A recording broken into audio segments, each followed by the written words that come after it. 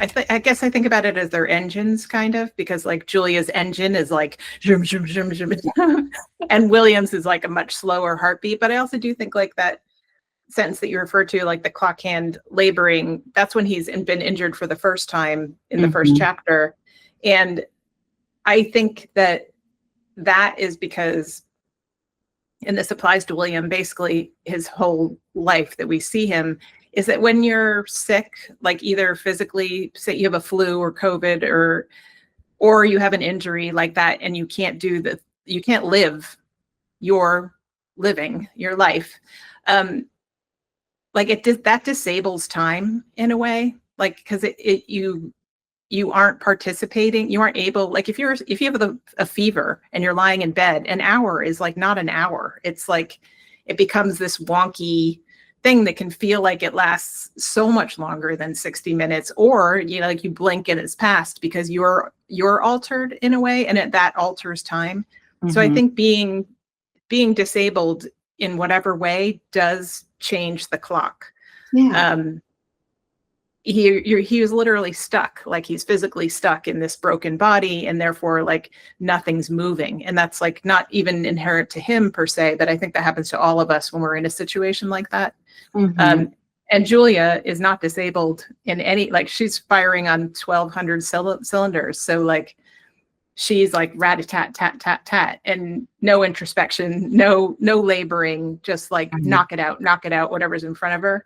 So I do think of people like that, but I think that's actually true, like for all of us. Like I think people run it. My husband has what I would consider like ADHD or whatever, in the sense he's not diagnosed, but like his sense of time is totally different to mine. Like he thinks you can do 27 things in an hour and a half, and I'm always like, it just doesn't work. But he just sees time, he feels it differently, and then he's very disappointed when the 90 minutes has passed and he hasn't done 27 things. I also wonder if you see time differently and feel time differently. I wonder if time is actually different. I know. Different people. I think it is. Like I do, like if you do have a fever for a whole day, what does time even mean? Like it means the sun is rising and crossing the sky and going down, but like there's no time. Like you're just existing in this kind of like feverish malaise. And that malaise means like you're just going through molasses, as opposed to like other people, when you're well, you have this like probably fake perception of like getting the day, like getting stuff done and being productive and like, doing your, to-do list or whatever. Like, I think it's all made up. And then I think we have different dispositions, personality types, et cetera, that lead us to, interact with time differently, and to also, conceive of it differently. Like I think it's all like to make us feel like we're not insignificant, little things that are just going to disappear, which we are.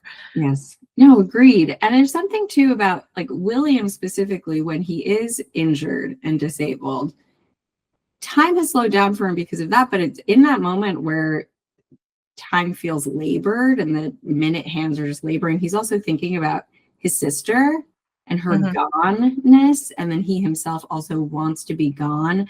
And so it's like time is moving so slowly, but it seems like he's not even in the present in that moment. He's way in the past.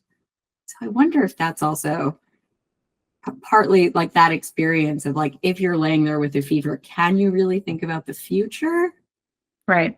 Or are you more likely to think about painful things of your past?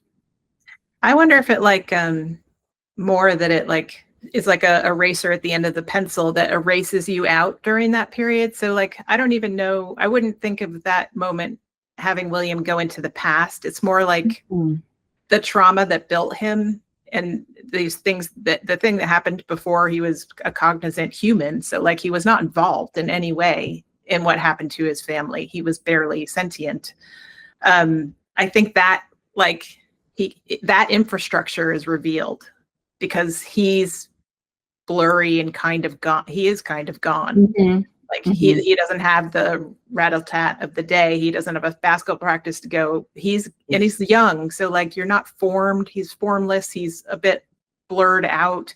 And therefore what he's seeing is like his own emotional skeleton and what has been built for him. And that's what that is. Yeah, after living his life up to that point, only thinking of his sister as gone. Like that's who he was to him. And then suddenly he himself also feels right. gone. But even like if in the same age bracket, you know, one of the Padavano sisters was ill or, you know, had an injury, they've been raised with love and attention and connection from the people around them. So I think if they were kind of erased by fever or whatever, there's still like a pulsing love inside of them because everything that's been fed into them, that's what their emotional infrastructure is.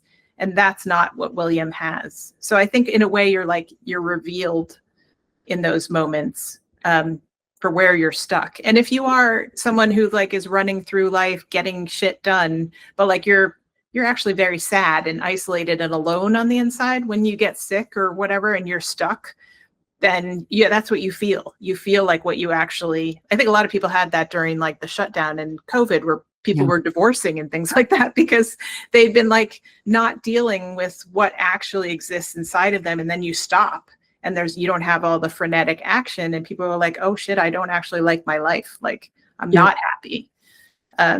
So I think it can be very revealing. So it depends what you are bringing or what you hold. And almost a gift in a way too. And even for William, you know, like his sense of identity and like becoming who he is and ultimately like finding a meaningful relationship, you know, like it's all in the end, the process of healing. And that's a gift too. Yeah. Yeah. I mean, if the same thing happens to him, you know, at the end of the book when he's 40, whatever, there's different things inside of him at that point. He's in a different, he is kind of in that situation when he sits on a bench and looks at, you know, the murals of his daughter and his sister, and things have been built inside him that allow him to exist in a different way.